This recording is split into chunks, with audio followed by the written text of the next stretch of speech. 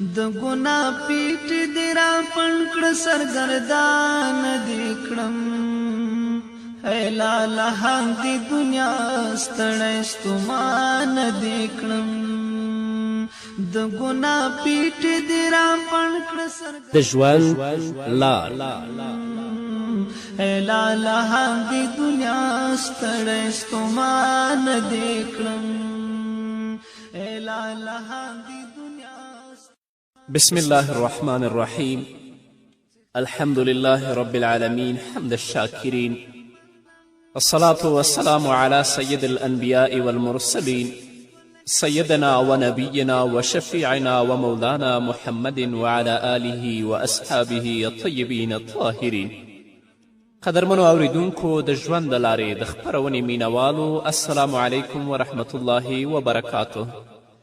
ستاسو روغتیا او خوشحالي د پاک رب نه غواړم په دې هیله چې د صحت او عافیت جامې په تن ولرئ او خوشحالي مو په برخه وي. دا دی زه محمد یاسین فهیم د ژوند د لارې د خپرونې په وړاندې کولو کې ستاسو په خدمت کې یم. زموږ د نننۍ خپرونې موضوع بیا هم د حشر له میدان څخه تر جنت او دوزخه پورې.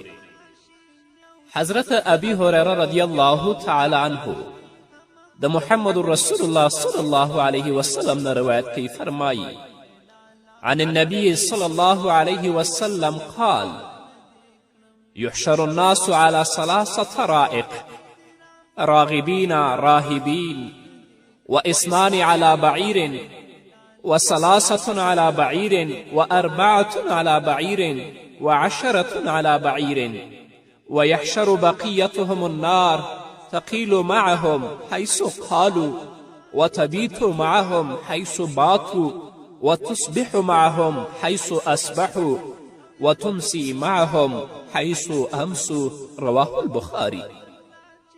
حضرت ابي هريره رضی الله تعالی عنه د محمد رسول الله صلی الله علیه وسلم نه روایت کوي چې رسول الله صلی الله علیه وسلم وفرمایل خلک به د قیامت په ورځ په 3 ډلو کې حشر کیږي او د الله رب العزت حضور ته به روانیږي. یوه ډله به په داسې حال کې روان وي چې هم به امید لري او هم به ویریږي. د الله حضور ته روان دي خو راهبین او راغبین دي، امیدم لري او ویریږي، او دا به صالح خلک وي چې د الله رب العزت څخه د ثواب امید او خوف لري. او بله ډله به په اوښانو سپارې وي، 2 کسانو ته یو اوښ، 3 کسانو ته یو اوښ، او 4 کسانو ته یو اوښ، 10 کسانو ته یو اوښ. نو خلک به اور د حشر میدان ته وړي په کوم ځای کې چې انسانان د الله رب العزت حضور ته درېږي، اور به د انسانانو پسې شړي به هغه د حشر میدان ته. که هغه قیلوله د غرمې خوب وکړي، یا شپه تیره کړي، یا سهار کړي، یا ماښام کړي، اور به هغو سره ملګری وي، اور به هیڅکله نه پرېږدي، ټول به د حشر میدان ته شړي او د الله رب العزت په حضور کې به ولاړ وي. الله به ترې پوښتنه کوي. همدارنګه الله رب العزت په سورت معارج کې د 4 آیت نه تر 10 آیت پورې فرمایي تعرج الملائکة والروح إلیه فی یوم کان مقداره 50,000 سنه. فرشتې او جبرائیل علیه السلام به د الله رب العزت حضور ته ورخیږي په داسې یو ورځ کې چې د هغې اندازه 50,000 کاله ده. فاصبر صبرا جمیلا. نو ای پیغمبره صبر وکړه، غوره صبر او ښه صبر وکړه. انهم یرون بعیدا. دا مشرکین او کفار قیامت دوی لرې ګڼي، لرې انګیري. ونراه قریبا. او موږ ډیر نږدې وینو. یوم تکون السماء کالمهل. هغه عذاب به په هغه ورځ وي په کومه ورځ چې آسمان د ویلې شوو مسو غوندې شي. لکه څنګه چې مس اور ته کیښودلی شي، هغه اوبه شي، ویلې شي، نو د قیامت په ورځ به هم د آسمان همداسې ویلې شي د مسو غوندې. او غرونه به د رنګینو ډانډس شویو وړیو غوندې شي چې کله ډانډس وړی او پنبه ډانډس کوي نو د هغې نه هغه رنګینې پورته کیږي نو غرونه به همداسې شي ولا یسأل حمیم حمیما او هیڅ یو صمیمي دوست له خپل صمیمي دوست نه پوښتنه ونه کړي په هغې ورځ باندې هر څوک به په خپلو عملونو کې ګرفتاره وي قدرمنو اوریدونکو مسلمانانو ورونو او خویندو ډیره سخته ورځ راپسې را روانه ده چې هلته به پلار د زوی نه تښتي زوی به د پلار نه تښتي ښځه به د خاوند نه تښتي ورور به د خور نه تښتي هیڅوک هلته د چا نه پوښتنه نشي کولی صرف یوازینی شی چې تا د الله د عذاب نه ساتي هغه ستا نیک عمل دی نو راشه ګرانې خورې راشه ګرانه وروره الله ته منقاد شه د الله اوامر ومنه د الله خوف او ویرې ته په خپل وجود کې ځای ورکړه تر څو چې الله د هغه آخرت او د حشر ورځ په ته اسانه کړي همدارنګه الله رب العزت په صورت مطففین کې فرمایي الا یظن اولئک انهم مبعوثون لیوم عظیم یوم یقوم الناس لرب العالمین آیا دا خلک باور نه کوي چې دوی راپاڅول کیدونکي دي د خپلو قبرونو نه لیوم عظیم په یوه لویه ورځ کې یوم یقوم الناس لرب العالمین هغه ورځ چې کله ټول خلک د رب العالمین په حضور کې ودرېږي په هغه ورځ کې به ټول د قبرونو نه راپاڅول کیږي او د الله رب العزت په حضور کې به درول کیږي همدارنګه حضرت عبدالله ابن عمر د محمد رسول الله صلی الله علیه وسلم نه روایت کوي فرمایي عن النبي صلی الله علیه وسلم یوم یقوم الناس لرب العالمین قال یقوم احدهم في رشحه إلى أنصاف أذنيه رواه البخاري حضرت عبدالله ابن عمر رضی الله تعالی عنه فرمایي چې محمد رسول الله صلی الله علیه وسلم د دې آیت په تفسیر کې چې یوم یقوم الناس لرب العالمین وفرمیل چې په دغه ورځ به هر یو په داسې حال کې ولاړ وي چې د غوږونو تر نیمایي پورې به په خپلو خولو کې ډوب وي الله رب العزت دې هغه ورځ په موږ او تاسو باندې اسانه کړي په هغه ورځ کې به دا نننی لمر چې تاسو وینئ د هر چا د سر نه په اندازه د یوې نیزې پورته وي خو الله رب العزت به ځینې کسانو ته د خپل د عرش د سوري لاندې سوری ورکړی وي چې هغه اووه ډلې کسان دي لکه رسول الله صلی الله علیه وسلم فرمایي راوي د حدیث حضرت ابي هریره دی فرمایي عن النبي صلی الله علیه وسلم قال سبعة یظلهم الله تعالی فی ظله یوم لا ظل الا ظله رسول الله فرمایي اووه ډوله خلک به د قیامت په ورځ په هغه ورځ چې پرته د الله د عرش له سوري څخه بل سوری نه وي الله به هغوی ته په خپل سوري کې ځای ورکړي اول پکې امام عدل عادل پادشاه دی و شاب نشأ فی عبادت الله او بل هغه ځوان چې د الله په عبادت کې لوی شوی وي راشه ځوانه پرېږده منکرات پرېږده د دنیا مادیات هم ګرانې خورې ته هم الله ته متوجه شه د خپل ژوند د الله په طاعت او په عبادت کې تیر که چې هغه ورځ کې د الله رب العزت د عرش سوري لاندې ودرېږي او دریم ورجل قلبه معلق فی المساجد او هغه سړی چې زړه د جومات سره تړلی وي څلورم ورجلان تحابا فی الله اجتمع علیه وتفرق علیه او دوه کسان چې په خپل منځ کې د الله رضا لپاره محبت کوي او د همدې دوستی او محبت په خاطر سره یو ځای کیږي او د الله د رضا په خاطر سره جدا کیږي پنځم ورجل دعته امرأة ذات منصب و جمال فقال انی اخاف الله او هغه سړی به په هغه ورځ د الله د رحمت سوري لاندې وي چې د حسن او منصب خاونده ښځه بدکاري ته راوبلي او هغه ورته وایي چې زه د الله څخه ویرېږم نو ګرانه وروره راشه منکرات پرېږده فجایع پرېږده ډېره سخته ورځ راپسې را روانه ده شپږم ورجل تصدق بصدقة فأخفاها حتى لا تعلم شماله ما تنفق بيمينه او هغه سړی چې صدقه ورکوي او دومره مخفي او پټی ورکوي چې کین لاس یې نه پوهیږي چې کین لاس ښي لاس یې څه شی صدقه کړل. اووم ورجل ذکر الله خالیا ففازت عیناه رواه البخاري. او هغه سړی چې په یو ګوښه ځای کې ځان ته کیني، الله یادوي او اوښکې له سترګو بهیږي، دا کسان به په هغه ورځ د الله رب العزت د رحمت سوري لاندې ولاړ وي. نو الله رب العزت دې په موږ باندې رحم وکړي. راشئ په دې مبارکو شپو کې چې د شعبان میاشت ده، کینئ ځان ته د خپل عملونه وسنجوئ، ځان سره محاسبه وکړئ، د خپل ګناهونو نه توبه وباسئ، د خپلو سترګو نه اوښکې تویې کړئ، تر څوم چې الله رب العزت په هغه ورځ کې چې د حشر ورځ ده د عذاب نه وساتي او د خپل د رحمت او مغفرت سوري لاندې مو ودروي.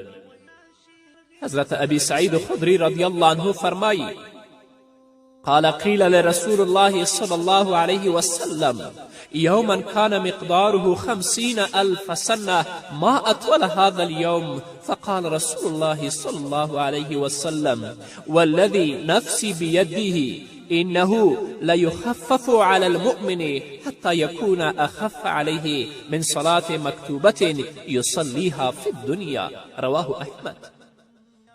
ابو سعید خدری رضی الله عنه فرمایي چې رسول الله صلی الله علیه وسلم ته وویل شول یا رسول الله هغه ورځ چې د هغه مقدار 50,000 کاله دی نو دا ورځ به څومره اوږده وي؟ رسول الله صلی الله علیه وسلم وفرمایل قسم په هغه ذات چې زما نفس د هغه په لاس کې دی چې دغه ورځ به په مؤمن دومره لنډه تیریږي چې ډیره کمه له هغه وخت نه به وي چې مؤمن په هغه کې یو فرض مونځ ادا کوي. د 50,000 کاله ورځ به په مؤمن باندې دومره لنډه تیریږي لکه په څومره وخت کې چې دا یو فرض مونځ کوي.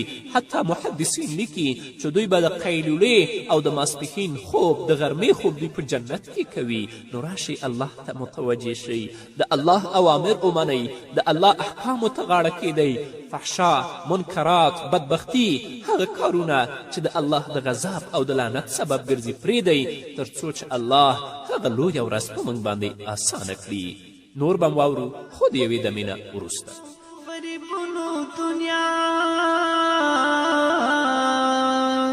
ای بی وفا ای د رنګونو غریبونو دنیا اول د نورو نه رابیلو بیا له ځانه دې کړم ای لاله همدې دنیا ستړی ستومانه دې کړم د ګناه پیټ دې را پنډ کړه سرګردانه دې کړم ای لاله همدې دنیا ستړی ستومانه دې کړم د ګناه پیټ دې را پنډ کړه سرګردانه دې کړم ای لاله همدې دنیا ستړی ستومانه دې کړم ای لاله همدې قدرمنو اوریدونکو بیا هم زموږ سلامونه او نیکې هیلې ومنئ. الله رب العزت په سورة اسراء کې فرمایي وكل انسان الزمناه طائره في عنقه ونخرج له يوم القيامة كتابا يلقاه منشورا. الله رب العزت به وایي چې د هر انسان شامت موږ د هغه په غاړه کې ځوړند کړی دی او د قیامت په ورځ به موږ یوه لیکنه هغه ته راوباسو چې هغه به یې د یو پرانستي کتاب غوندې عمومي. دا لیکنه به هغه لیکنه وي چې کوم عملونه تې په دنیا کې کړي دي او دا به ورته ووایي چې اقرأ کتابک کفا بنفسک اليوم علیک حسیبا. دا به ورته وایي چې ولوله خپل عملنامه نن د خپلې محاسبې لپاره د خپل حساب لپاره ته په خپله کافي یې څه عملونه دي چې په دنیا کې کړي دي هغه ټول تا ته ستا په عملنامه کې لیکل شوي دي. نو د خپلې محاسبې او حساب لپاره ته خپله کفایت کوي. نن چې په دنیا کې څه کوي هغه ملکې چې د الله له طرفه په تا مقررې دي هغه ټولې لیکي او د آخرت په ورځ به د الله په حضور کې ټول هغه تا ته راوباسي. نو دا ګمان مه کوه چې ما څوک نه ویني، الله دې ویني، هغه ملکې دې ویني چې ستا اعمال لیکي. نو راشه الله نه وویرېږه، پرېږده فساد، پرېږده منکرات، الله ته متوجه شه تر څو چې هغه ملکې چې د الله له طرفه په تا باندې مقرر دي ستا نیک اعمال ولیکي. همدارنګه الله رب العزت په صورت قاف کې 14 آیت نه تر 22 آیت پورې فرمایي ولقد خلقنا الانسان ونعلم ما توسوس به نفسه ونحن اقرب الیه من حبل الورید. الله وایي موږ انسان پیدا کړی او عین د هغه په زړه کې را پیدا کیدونکو وسوسو باندې موږ پوهیږو. د انسان په زړه کې چې کومه وسوسې پیدا کیږي الله وایي موږ په هغه پوهیږو. ونحن اقرب الیه من حبل الورید او موږ د هغه د شارک نه هم هغه ته زیات نږدې یو. ته دا مه ګیره چې الله ما نه ویني، زه کوم عمل چې کوم الله یې نه ګوري او الله یې نه اوري. الله وایي د ستا د شارک نه هم موږ تاسې ته نږدې یو. اذ يتلقى المتلقيان عن اليمين وعن الشمال قعيد. الله رب العزت فرمایی چې زموږ پر دغه مستقیم علم برسیره دوه لیکونکي د هغه ښي او چپ لورې ته ناست. دوه لیکونکي چې ملائکې دي د هغه ښي او چپ طرف ته ناستې دي او د دې نیکي او بدي ټولې ثبتوي لیکي چې په دنیا کې کوم عملونه کوي هغه ټولې ثبتوي. ما یلفظ من قول الا لدیه رقیب عتید. الله وایي هیڅ داسې لفظ د هغه له خولې څخه نه راوځي چې د هغه د محفوظ ساتلو لپاره یو حاضرباش څارونکی ورسره موجود نه وي چې هغه ملکې دي. کوم لفظ چې د ستا خولې نه وځي هلته حاضرباش څارونکی شته دی چې هغه ټول ثبتوي او د آخرت په ورځ به ټول ستا مخې ته راوباسي. الله به تا سره حساب کوي. وجاءت سكرة الموت بالحق ذلك ما كنت منه تحید. الله وایي بیا ګوره چې هغه د زنکدن سلګۍ په حقه سره راغلی، د مرګه خلاصېدلی نه شي.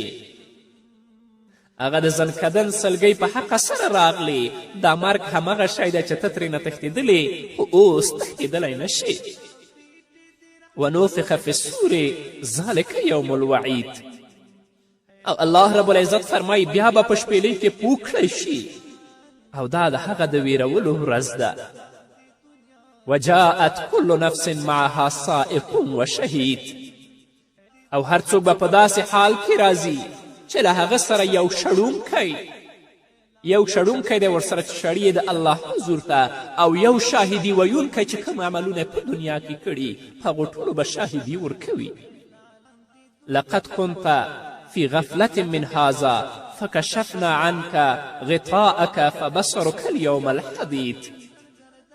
الله رب العزت فرمایی د دغې ورځې له پلوه ته په غفلت کې وې، د آخرت ورځ اصلا ستا یاده نه وه.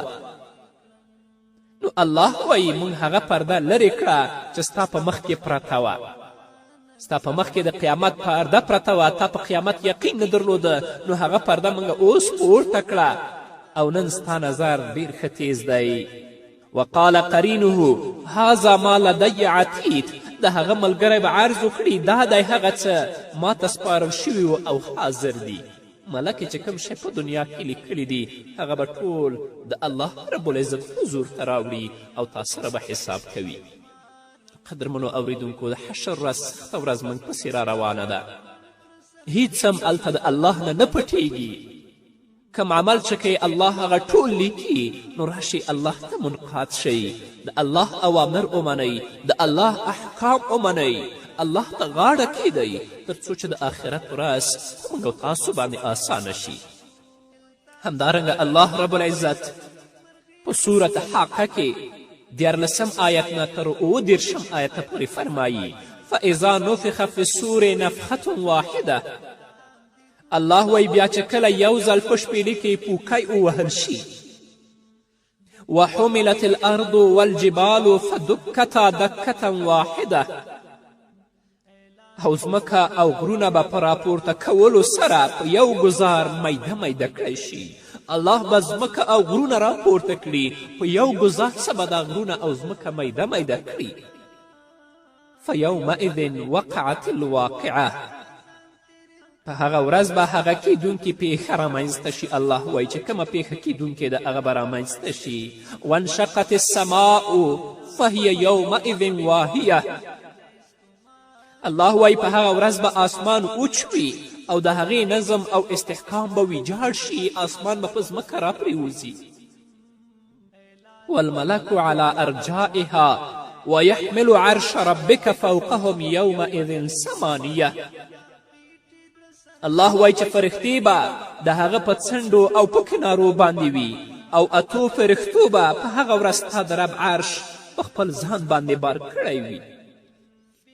يومئذ تعرضون لا تخفى منكم خافیه.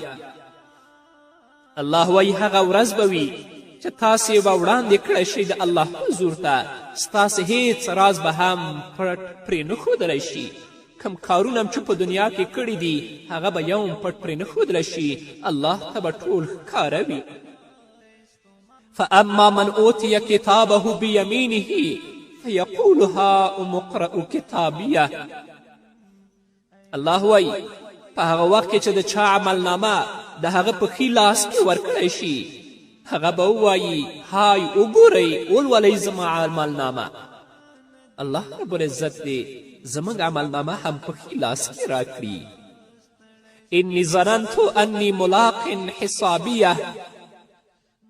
او دا انسان چې عملنامه یې په ښي لاس کې ورکړې ده دا وایي چې ما انګیرله چې زه ارومرو له خپل حساب سره یو ځای کیدونکی یم. فهو فی عیشة رادیه. الله وایي نو هغه به په زړه پورې خوندونو کې وي. فی جنة عالیه قطوفها دانیه. په لوړ مقام جنت کې به وي چې د هغه د میوو وږي به راکاږه وي او د هغه نه به دا میوې خوري. هغه جنت کې به وي چې دغه جنت مقام ډیر اوچت دی. قطوفها دانیه چې د هغه د میوو وږي به راکاږه وي او دا به د هغه ځای نه خوراک کوي. الله دې زموږ نصیب کړي. کلوا واشربوا هنیئا بما اسلفتم فی الایام الخالیه. الله وایي دغه راز خلکو ته به وویل شي، یعنې د چا عملنامه چې په ښي لاس کې ورکړې شوې ده دیو ته به وویل شي چې په خوند سره خورئ، په خوند سره سکئ، د خپلو هغو کړنو مکافات او ثواب چې تاسې په تیرو شوو ورځو کې کړی، یعنې په دنیا کې چې کومه نیک عملونه کړي د هغو بدله اوس زمانه واخلئ، په خوند سره خورئ او په خوند سره سکئ. اوس الله د هغه چا حال بیانوي چې د هغو عملنامه په چپ لاس کې ورکول کیږي. و اما من اوتي کتابه بشماله فیقول یا لیتنی لم اوت کتابیه. الله رب العزت فرمایي د چا عملنامه چې د هغه په چپ لاس کې ورکړی شي هغه به ووایي کاشکې زما عملنامه ما ته نه وی راکړې شوې. ولم ادر ما حسابیه. او زه نه وی پوهېدلی چې زما حساب څه شی دی، په دې سره پوه نه وی. یا لیتها کانت القاضیه. کاشکې زما هغه مرګ چې په دنیا کې راغلی و هغه فیصله کوونکی وی، بیا د الله په حضور کې زه درېدلی نه وی، هغه مرګ به زما فیصله کړې وی. ما اغنا عني مالیه هل لک عني سلطانیه. دا به هلته ووایي چې نن زما مال ما ته هیڅ په کار رانغی، په دنیا کې خو مې حلال او حرام ګټل چې د دنیا ژوند پرې تیر کړم، خو هغه مال نن زما په هیڅ په کار رانغی، الله عذاب نه خلاص نه کړم. او هغه حکومت چې ما په دنیا کې درلوده هل لک عني سلطانیه، زما ټول حکومت له منځه لاړه. خذوه فغلوه ثم الجحیم صلوه ثم في سلسلة زرعها 70 ذراعا فاسلکوه. نو الله رب العزت به ورته وایي او د الله له طرف نه به ورته امر وشي چې دی ونیسئ او د ده په غاړه کې توپ واچوئ، بیا دا دوزخ ته ننباسئ، بیا دی په 70 ګزه اوږده زنځیر وتړئ. انه کان لا یؤمن بالله العظیم ولا یحد على طعام المسکین فليس له اليوم هاهنا حميم ولا طعام إلا من غسلين لا يأكله إلا الخاطئون. الله وایي ده نه پر لوی او لوړ الله باندې ایمان راوړه او نه یې مسکین ته د خوړو ورکولو هڅونه کوله، نو ځکه نن دلته د ده کوم غمخور دوست نشته چې دا د الله د عذاب نه خلاص کی. او غیر د هغه جهنمیانو د وینو او د زخمونو د زوو نه د خوراک لپاره دې ته بل څه نشته، بلکې د دې خوراک به د جهنمیانو وینې او د جهنمیانو زوی وي. د هغه شی دی چې د ګناهګارانو نه پرته بل څوک نه خوري. الله دې موږ وساتي، الله دې په خپل فضل او رحم او کرم سره موږ ته هدایت وکړي. د هغو عملونو توفیق دې راکړي چې الله موږ نه په دنیا او په آخرت کې راضي کیږي، نه هغه اعمال چې د الله د غضب او د لعنت سبب هم په دنیا کې ګرځي او هم په آخرت کې. په دې هیله نو قدرمنو اورېدونکو دا به زموږ نننۍ خپرونه چې ستاسو درانه حضور ته وړاندې شوه. تر بلې خپرونې پورې چې زه بیا هم ستاسو درانه حضور ته راځم، تاسو ټول په پاک رب سپارم. پاتې ژوند او پاتې ورځم نیکمرغه. الله مو مل شي. اول د نورو نرام بلو بیا لزان دې کړم، ای لالا د دنیا ستړی ستومان دې کړم، د ګناه پیټې دې را پڼ کړه سرګردان دې کړم، لالا د دنیا ستړی ستومان دې کړم. ما سره جیب څوکړي خاورو